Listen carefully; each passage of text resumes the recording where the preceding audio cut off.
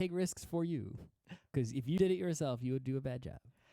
It's Wednesday, October 16th, 2019. I'm Rim. I'm Scott. And this is Geek Nights. Tonight, it's the Great Pumpkin, Charlie Brown.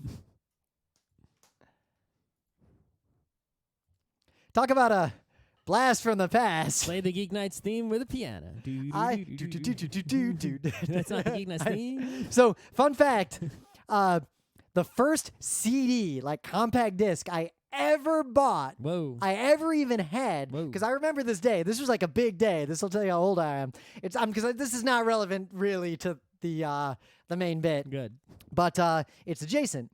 So we the family one day, like my parents were like, we're going to go buy a compact disc player to put into the hi-fi system. Mm-hmm.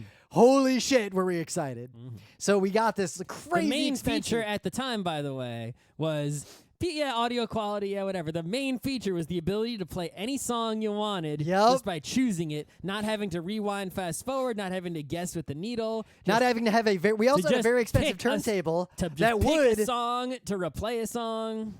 We had a turntable that would actually, you could tell it to advance tracks and it would lift up, figure out where the next track was, and try to find it. Yeah, the laser kind. Yeah. So it's still not as good as a CD. So we went and we got this giant rack mount CD player. Was it a CD changer or just one CD? One CD. This is a long time ago. That we put into the hi-fi system along with all the other things. Basically looks like an HTPC with a CD-ROM. Yeah, it looks like that giant compressor up there, except for the CD-ROM in it. So, and each of us got to buy one compact disc. My mom, my dad, my brother, and me each bought. Did Rim choose Meatloaf? No, I did not choose Meatloaf because my dad bought a Meatloaf CD. Okay, good. So I bought a collection Chopin of Vince Guaraldi piano music. Oh, okay. The Peanuts music. There you go. The second CD I ever bought was a Michael Jackson CD. The third one I ever bought was Metallica and Justice for All.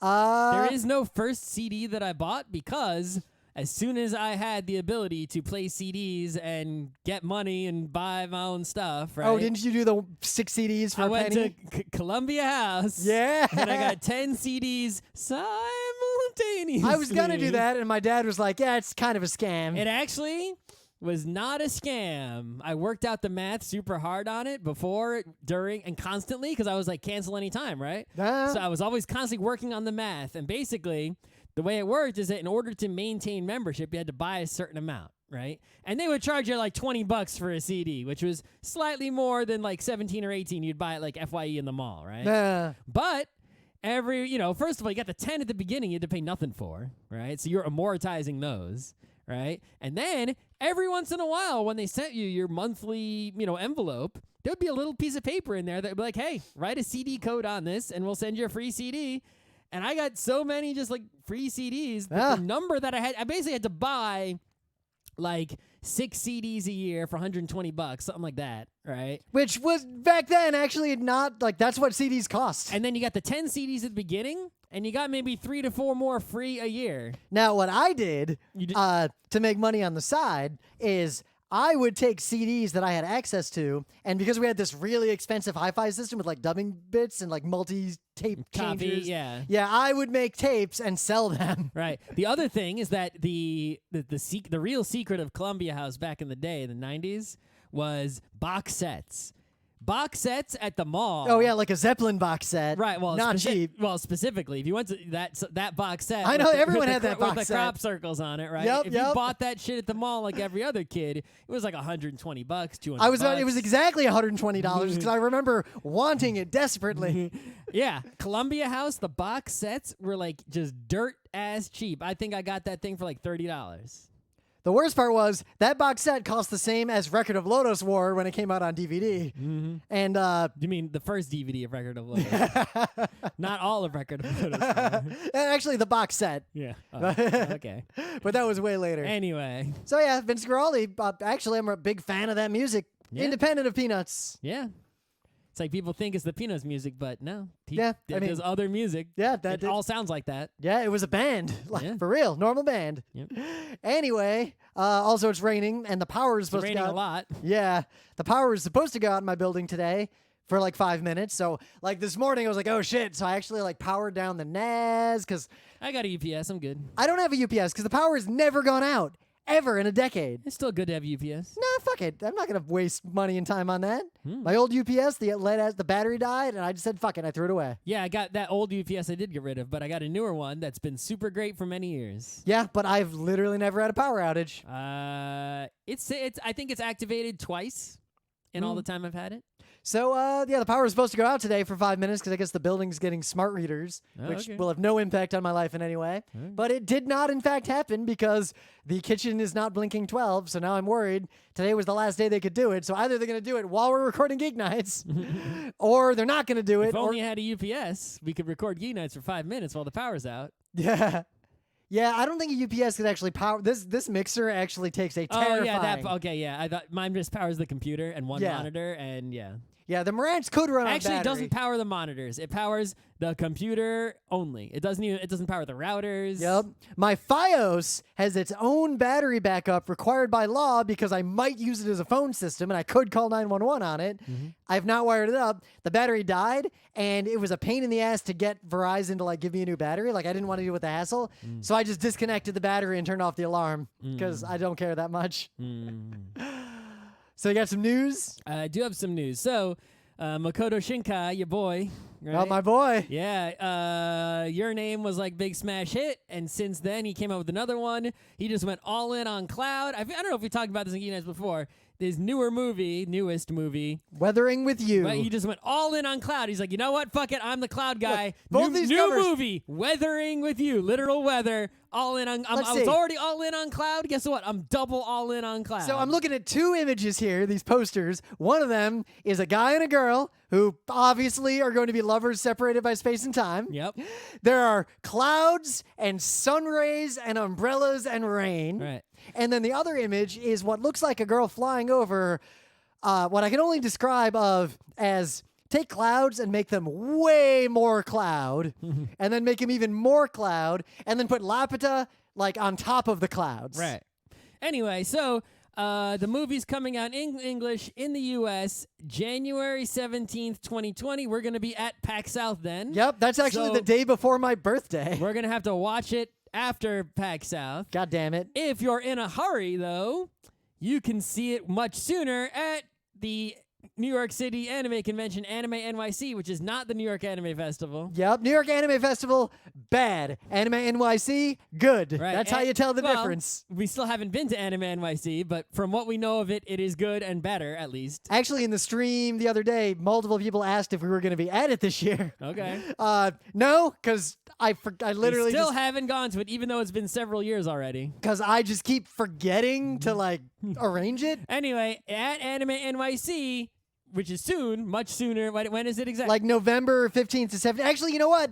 It's a good soon. thing we're not doing anything at it because I think I'm going to be in Bangkok. Anyway, Anime NYC is going to show this movie way before January. So if you don't want to wait a whole month and you're in the area and you're going to Anime NYC anyway, you're an anime fan. Yep. There you go. First chance to see it in the United States. Otherwise, just wait till January. I don't think in January it's going to be one of those things that shows just like once and that's it, the way like Promare was. Yeah, I think it's going to get a more general release. I think it's going to get a few like Your Name had a few showings. Yep. Right? We were able to have our pick of a few different nights. So I assume the same thing for Weathering with You. We'll probably see it the week after. As soon as we get back from PAX South, we'll see it that week. Yep. And then we'll do a show on it. So in some other news, I got a little bit of a geek bite. So if you're not aware of Disenchantment, it's on Netflix. It's basically Futurama-esque, like Matt Groening thing in a fantasy world. It was okay. It's just Futurama in a fantasy world, as far as I can tell. It's pretty clear that it is canonically. In Futurama where Fry's frozen, you see the background like aliens destroy the world and then castles get built, and then aliens destroy the castles, and then like civilization comes back again. Pretty clear that it's set during that castle period. Right. I mean, that's a thing I've seen happen a lot lately is people taking different, fictional universes, canonically saying they are actually the same universe, but it's actually the using time to separate them so much. Like, for example, Star Wars, right? And a long time ago in a galaxy far, far away, right? Yep. It's like oh, Star Wars is canonically the same universe as, like, you could say fucking anything. Yep. You could just be like, yeah, Star Wars is canonically in the same universe as The Prince of Nothing, and that would actually work pretty well. And The Prince of Nothing, and Futurama, and Entangled, and fucking so fun I fact, Love Lucy. And fun it's just fact, in the culture no one can argue with you. You didn't read them all. In the culture series, Earth is canonically, like present day Earth is canonically in that universe directly, and they even visit our Earth at one point. In the future or past? In the 80s. Wow. So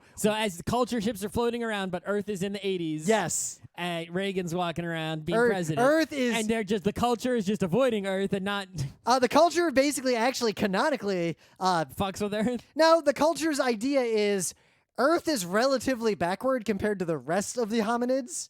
So let's just leave it alone and use it as the reference point for how hominids progress, because we were watching them before they spaced. Mm-hmm. Let's see if they actually space and how they do it. Well, if they're looking in the 80s, we spaced. Yeah, we spaced a little. A little bit. It's like, oh, cute space you got there. Check out my space. It's funny, though, because the culture agent is like, wow, their eyes suck and they can't see for shit and they're all slow and they're all kind of dumb. Anyway, so Disenchantment, if I had to rank season 1 of Disenchantment, it's funnier than the entire run of Futurama on average, but it is not as funny as that's not very the original run of Futurama before they brought it back with those increasingly dire movies. I was gonna say, like, Futurama, it's just averaging out the whole thing is kind of not useful. I mean, if you average out the whole Simpsons, you got to separate. Right, it's like a really not useful yardstick, because some parts are way better than others. I would say Disenchantment is 75% as funny as the original Futurama run. Like, take that. That's about that funny. It's okay. It's not great, not bad. I enjoyed it. Wouldn't particularly seek it out. However, at the end of the season, it kind of did something crazy and ended on a cliffhanger. Right. And season 2 was actually really good, pretty serious, surprisingly heartwarming, and I'm actually very invested in Disenchantment. The third and final season? Yeah. After it, like, season 2 was weirdly good, and I did not expect to give a shit about these characters or give a shit about this universe. And now then why did you watch season 2? Yeah, now that I've watched season 2. Why did you watch season 2 if you didn't give a shit? Well, because we finished another show, and then it was on Netflix. Like, oh, let's see where this was going, because season 1 had ended on a cliffhanger. And honestly, in terms of an animated comedy show, 75% as funny as the original Futurama, still above the line of, like, worth watching at some point, but not above the line of go seek it out as soon as possible. The problem is you kind of got to know what happened in season 1 to really follow season 2. And that's sort of how these things work. But season 2 has a recap that pretty much tells you everything you need to know. Okay. You don't need to know about anything else. Just watch it. And if you've seen the show, what I'll say is that, how do I suddenly have an emotional attachment to King fucking Zog? Like, for real. So, Disenchantment, if you avoided it because of mediocre, middling reviews of season 1, watch this trailer for season 2, kind of like how I used to tell people who weren't into Utena based on the first few episodes to watch a random episode from Black Rose. Watch this trailer. If this trailer intrigues you at all, this show is worth watching. If you still don't care after watching this trailer, just don't bother. So, yeah, let's get right on into Things of the Day. What do you got for me? So, here's somebody. There's a lot of people out there. They can do fancy card tricks. Not magic tricks where they're like, pick a card and then they magically make your card go through like a pane of glass. Not that kind of card trick. Yeah. Tricks where they're just handling the cards in a fancy way, doing like, swooshing them out smoothly, flipping them through the air, right? Throwing cards. In middle school, I really wanted to learn how to do card close-up sleight of hand, and I tried to practice, and I watched videos. This isn't like necessarily sleight of hand. It's more like, Like, I wanted to be able to do the, making cool fans. I wanted to do, like, the one-handed shuffle and, like, the fan-out, fan-back, and all that crap. all that kind of stuff. That stuff's really hard, and I gave up after, a week. The word. There's a word for it. Yeah. Whatever. Really hard to do. I gave up immediately. So this person, they made this video using, stop motion animation. Yep. And basically to video increasingly unrealistic and impossible tricks of that nature but it looks like they're really happening because stop motion animation. It's really slick. Right. So it's like when you start watching it, you sort of get this feeling like, whoa, is someone really doing this trick? And they're just sort of, videoed it and then slowly, just cut a lot of frames of video out to make it look like, stop motion animation. It's like, no one can do this. Right? It's like, it's all stop motion animation tricks. But it's really impressive. And mostly, I think what makes this video great is the creativity and things they thought to do. Right? It's like, how many ideas can you have for how to do stop motion with a deck of cards that would look cool and be fun and visually interesting? And it's like every time you think they ran out of ideas, they got more ideas, even though it's only less than 3 minutes of ideas. So fun to watch one time. So I was poking around on YouTube, and I saw something that is the kind of thing that me and Scott would be like, ooh, and want to watch. A YouTube channel that has animated Hungarian folktales. I mean, we had good success with the Japanese folktales, even though they were pretty repetitive a lot of times. Yep. So Hungarian folktales, and the one I'm going to link to is the one that Emily and I watch, The Fox Princess. Ooh, that's definitely one I would choose. Yeah, and based on title alone, the way I will describe this is that it swerves, and you might be thinking, of course, why would you make it a thing a day if it didn't do something weird? Every time you think, okay, that was the swerve, just keep watching it because this is a trip over the course of 10 minutes. Yeah, I mean, I haven't watched it. I've only looked over Rim's shoulder. This is worth watching. On the one hand, it gives me good Yellow Submarine vibes. It definitely feels like Yellow Submarine animation. On the other hand, it gives me bad Zelda Philips CDI vibes. It's also got that, and the worst part about it, but also the best part, is that it has a narrator in English. Like, it's just in English. Is that a dub? I guess the original one was Hungarian? I'm not sure. Or was it originally Hungarian folktales for an English-speaking audience? I'm not sure. I could have looked into like where this came from, and I started to research. What does that YouTube description say? I decided I didn't care that much. Made by the what? It was says made right there. Yeah, I know. I'm saying I didn't care that much. It was made, it looks like, by some Hungarian people, and I guess they got someone to do this voiceover. Okay. Pretty sure they got the lowest possible bidder because the voiceover is like someone reading a storybook to you, which is fine. The pacing of the narration at no point changes. Sentences just roll into other sentences in this straight line of inflection, regardless of who's talking or what's happening. Like, it is weird. But it's also definitely worth watching because it's also weird. And that's all I'm going to say. Okay. You got to see where this goes. I defy you to predict where this will end based on anything that happens in the course of it. Please send us folktales from all countries that are not the United States, Japan, or Hungary.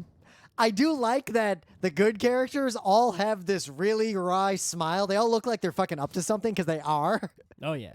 Like, the princess is up to something, the fox is up to something, the good guy is up to something, the bad guys are smiling in a different way. Everybody's up to something. The point is, send me all your folktales. Yeah, but this one, just watch this. That's all. I'm not going to say anything else. We'll have a competition. Which country has best folktales? Well, best and best. Argentinian folktale, Nigerian folktale. Bring it on. Yeah. In the meta moment, the GeekNights Book Club book is still The Tale of Genji. I feel like The Tale of Genji. I don't know if we should actually do this crazy idea I just had literally 2 seconds ago. You want to break it up in like chapter by chapter, do a little mini show? No. Okay. That would be too many shows. Is so big. Are you giving up? Did you bail? No. Okay. I'm not bailing. Never. Why would I do that? That would be the worst. I feel like we should do another book club, not delay Tale of Genji, right?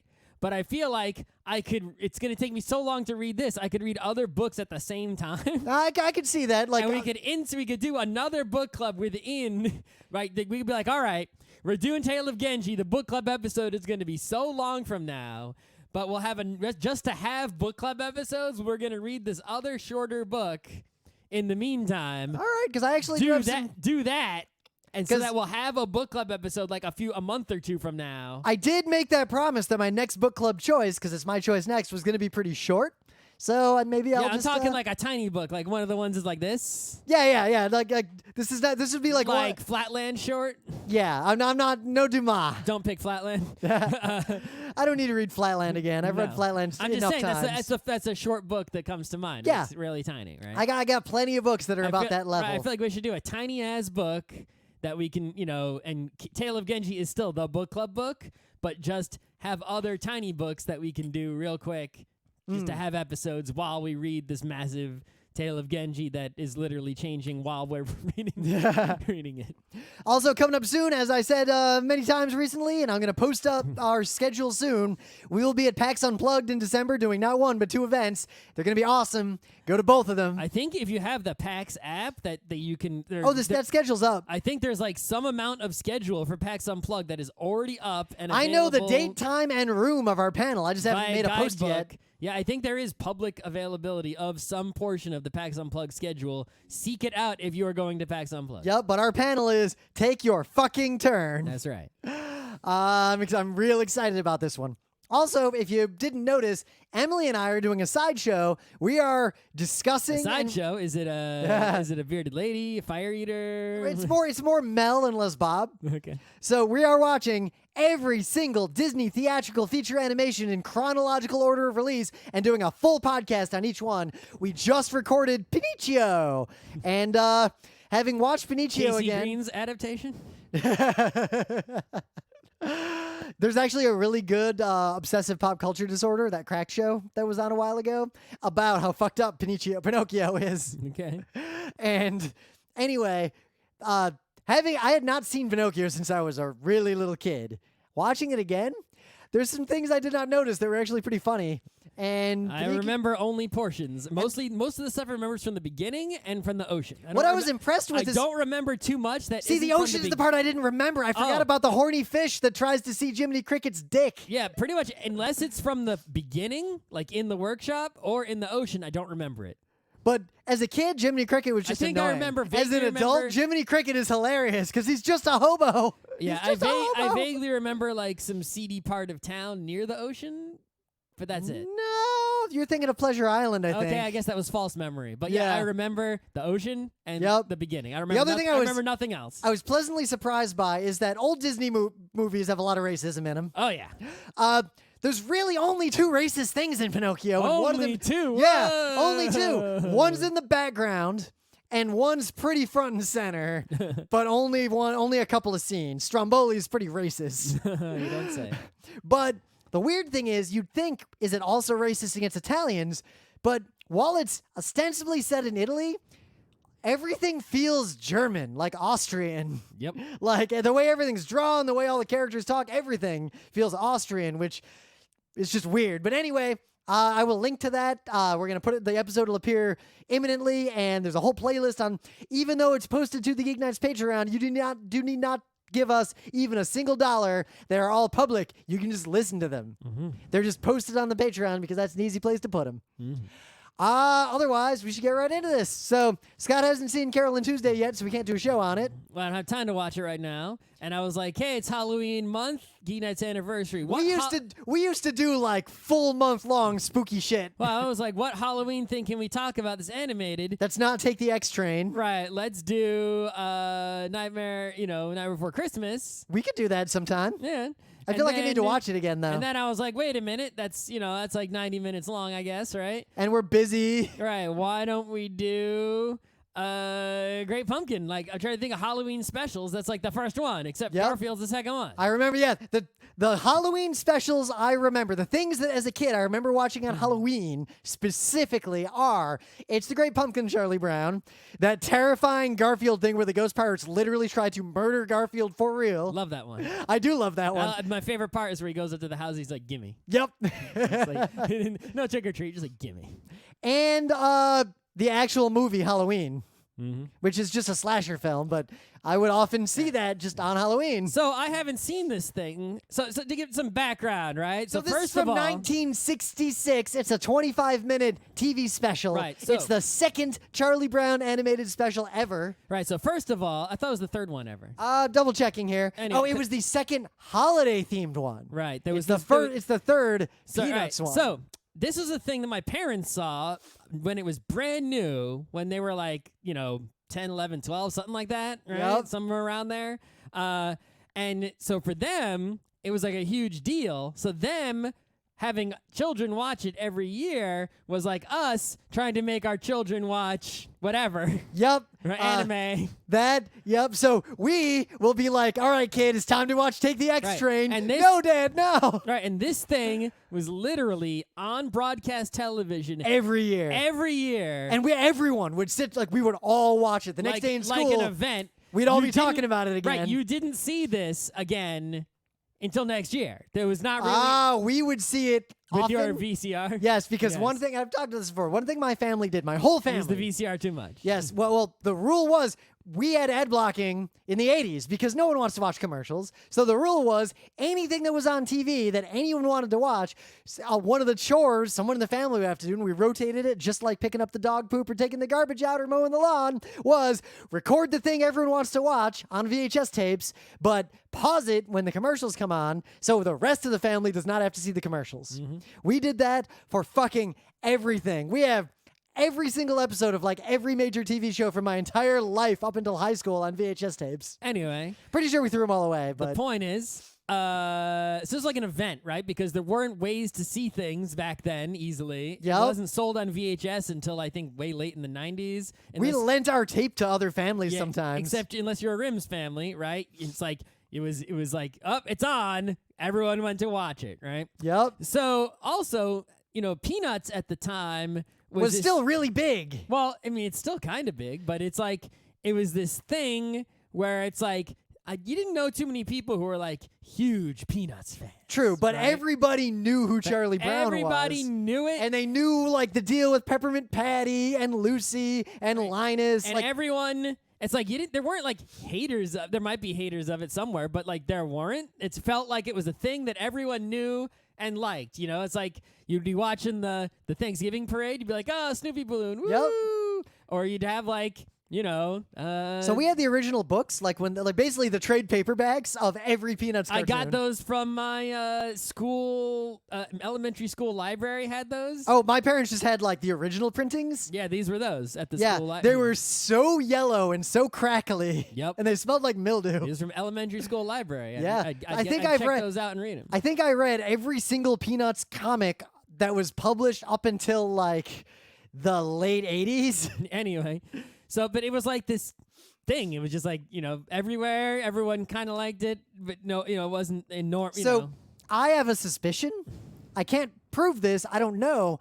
I don't think younger people today actually know much about Peanuts. I think they just know that Peanuts is the Charlie Brown thing. I think they would recognize Snoopy. I think they'll recognize Snoopy and Charlie Brown, and I think they will literally not recognize any other character. Well, I mean, they might recognize that as a Snoopy character. Yeah, but those kids don't fucking know who Pigpen is. No, they probably don't know anything, right? Or early lesbian representation in comics. Right.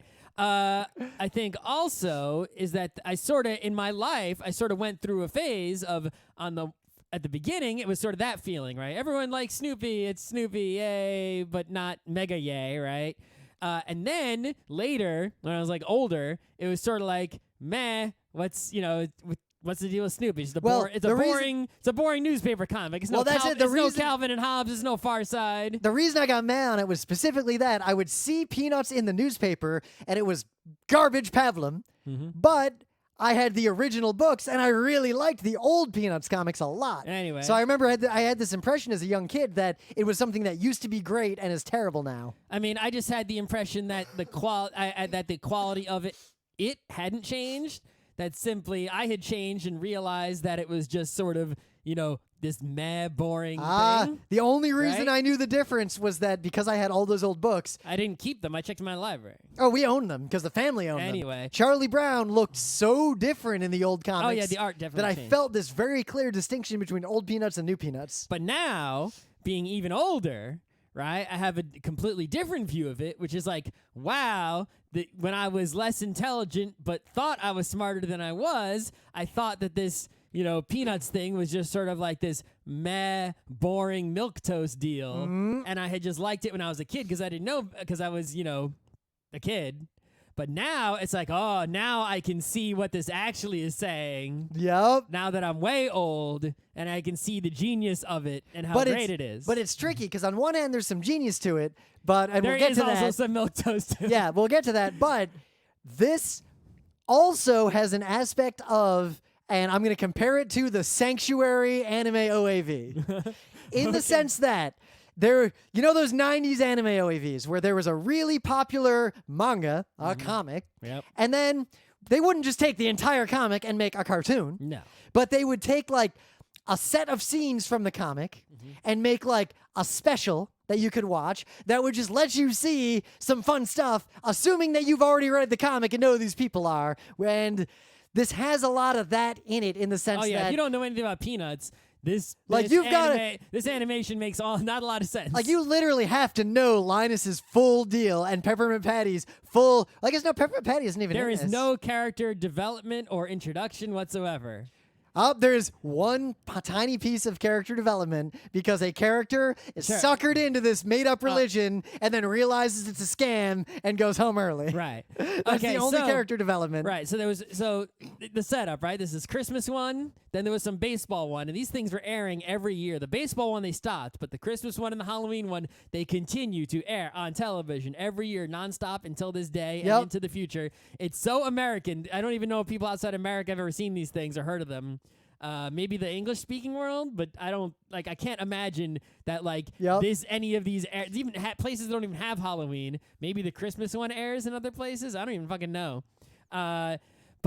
And then my parents, we watch it every year because it was their thing from when they were kids, right? And now I haven't seen it in forever, and I go back to take a look at the Halloween one because it's Halloween month. And the first thing I noticed was, as a kid, I felt like this was like an hour and hour and a half long. Now, the first thing is I go download it and I look and it's 20-something minutes. I'm like, why is this show short? And I looked up, I double-checked to make sure I didn't get a bad file. No, yeah. I thought I might have got a bad file. Nope. There were so many commercials on it when we were kids because it did get like an hour time slot, if I recall correctly. Huge time slot with big ads because it was a TV event back in the day. It was a big deal, and they stretched it the fuck out over a whole hour. We watched 30 minutes of ads and 30 minutes of Charlie Brown. If you just watch a Charlie Brown, it's short as hell. Yep.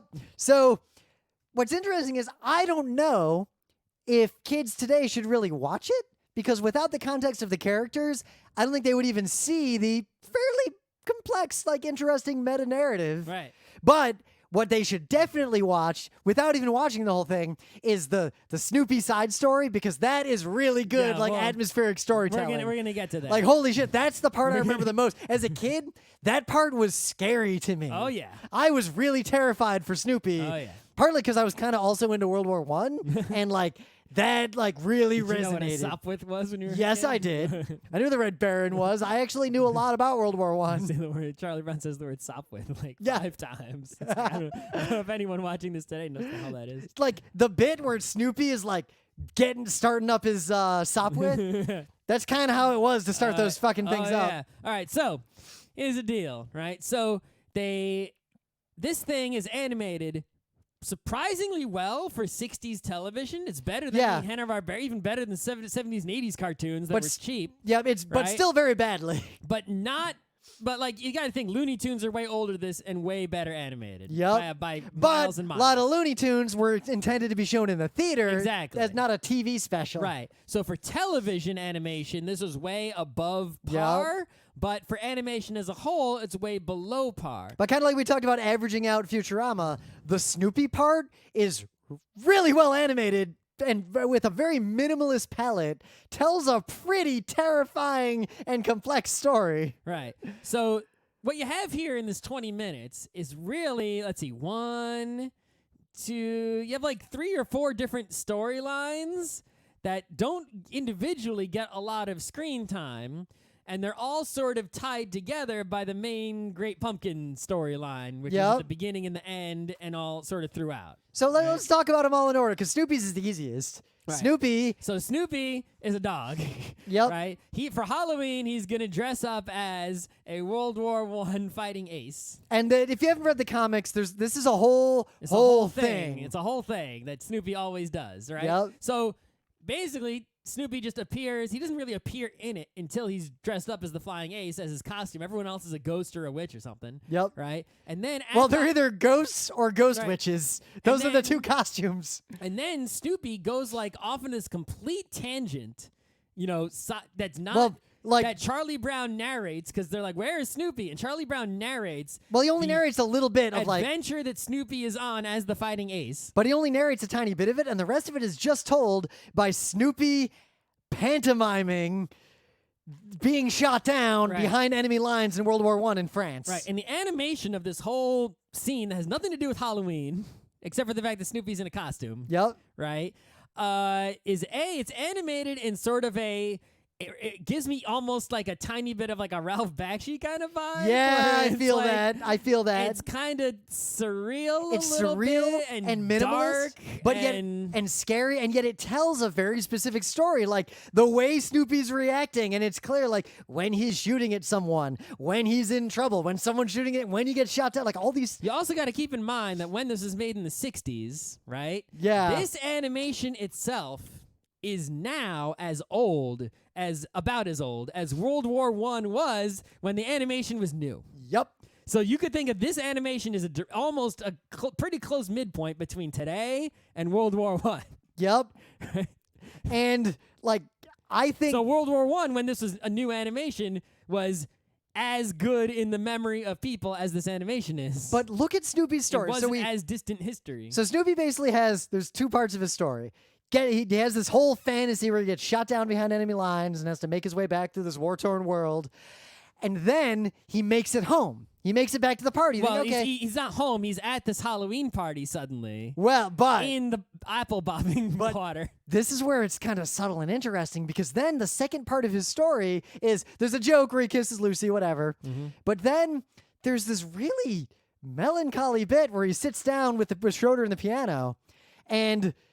just like is basically having these PTSD flashbacks as the music shifts between lighthearted music and sad music, both evoking World War I era music. Mm-hmm. And that arc is really compelling, and it's surprising that is just this little... And somehow they fit that whole thing in the 20 minutes where all this other stuff is, even though the pacing feels real slow. People are walking slow, talking slow, doing stuff slow, right? And they managed to cram all that in there. And yet Snoopy does not say a word, and Charlie Brown does not even narrate anything other than the very, very, very beginning. And it feels like this extended, side sequence.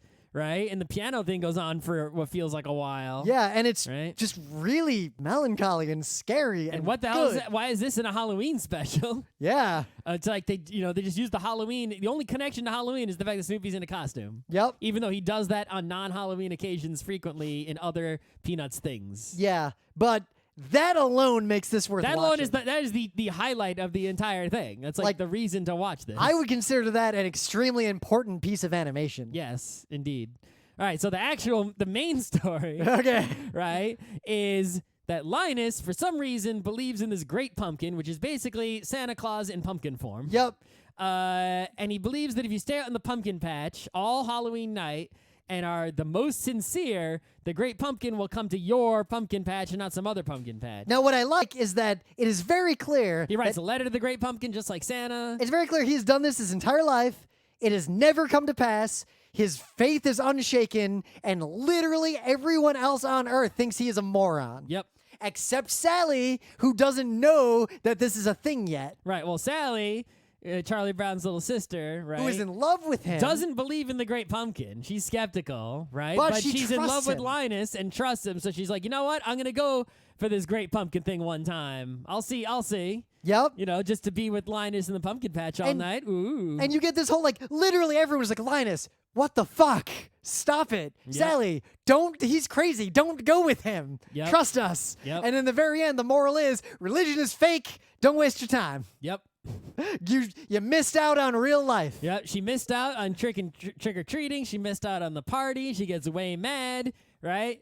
And, tells him off. And it also even the fact that she, wanted to hang with him, right, and get close to him. Nope, that wasn't, that didn't make up for the fact that her Halloween is completely ruined. And meanwhile, Linus immediately just says, well, it'll definitely happen next year. Like, that's the end. Like, Linus did not learn his lesson. No, he Linus slept is a all religious night in the pumpkin fundamentalist. patch, probably got sick. Yep. Right? And then there's this little meta side part where Lucy is sick of his shit, but clearly has set her alarm for 4 a.m. knowing that this will happen every year and takes care of him anyway, despite the fact that this is 100% his fault. Mm-hmm. And that's heartwarming, but also kind of sad.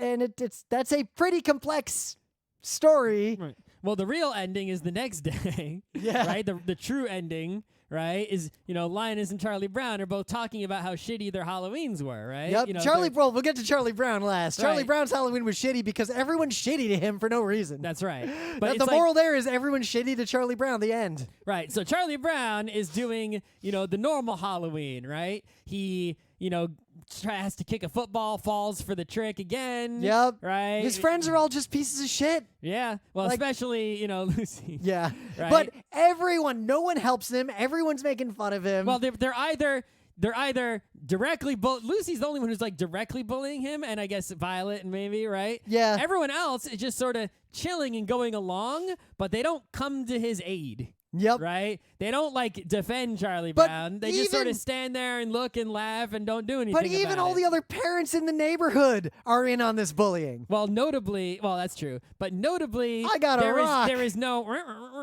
Yep, I got a rock. One. I say that a lot. Whenever we're playing a game or anything, it's like, what'd you get? I got 15 victory points. I got 9 victory points. I got a rock. This is what I'm quoting. Yeah. This is what I've been quoting my whole life. The moral is, everybody hates Charlie Brown for no good reason in the end. Right, so Charlie Brown, they go trick-or-treating, right? And, of course, at every house, some people get cookies, some people get candy. They 3 houses in a row, they give him a rock. There was actually, I read online, they discussed this. At first, they only wanted him to get a rock at one house. Yep. And then they were like, no, there was and apparently he ended up getting the rock at all 3 houses.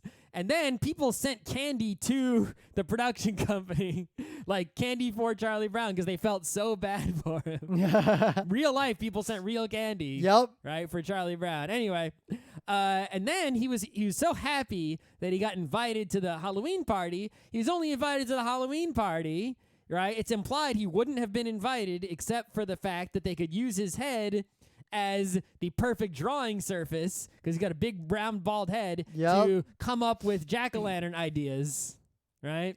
And if he wasn't having a big bald round head, he probably wouldn't have gotten invited. Yeah. Which is worse. Well, it's hard to say, because what we don't actually know are Violet's motivations. Is probably Violet actually just invited him, and everyone else is just being shitty to him. Maybe. The only thing that Charlie Brown has that's his fault is he fucks up cutting the holes in his ghost costume. Because, again, no one will help him. Well, he's also right, but it's true that, most of his problems are caused by other people, right? But he does also have his own There problems. were 2 self-inflicted problems, right? It's victim blaming to say that he fell for the football kicking thing. You're right, because he was skeptical of it at first, but I guess he believed in the papers. Yeah.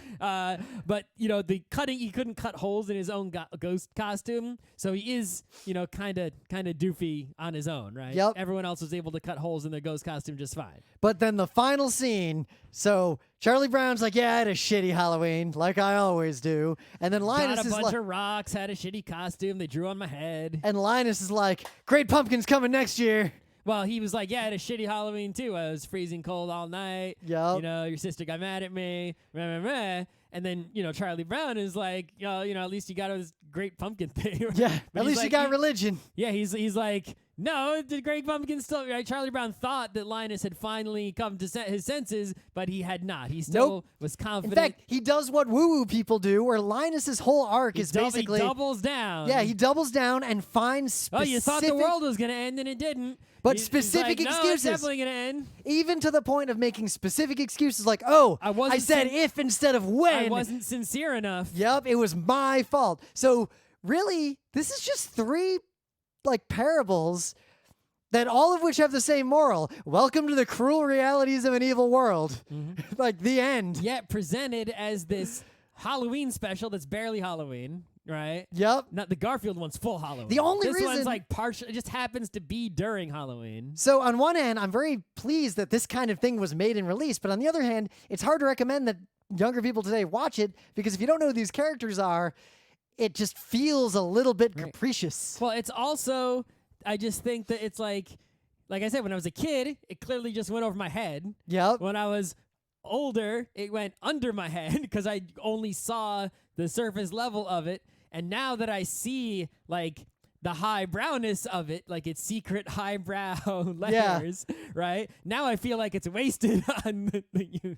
I mean, we've got a person who tries like to make you wouldn't understand the great pumpkin. We've got Charlie Brown, a person who tries to make the best in light of the cruel realities of an evil world, because that's what this is about. You've got the war veteran who can't enjoy the good parts of the real world, like this Halloween party, because he's having PTSD and flashbacks to the horrors of war.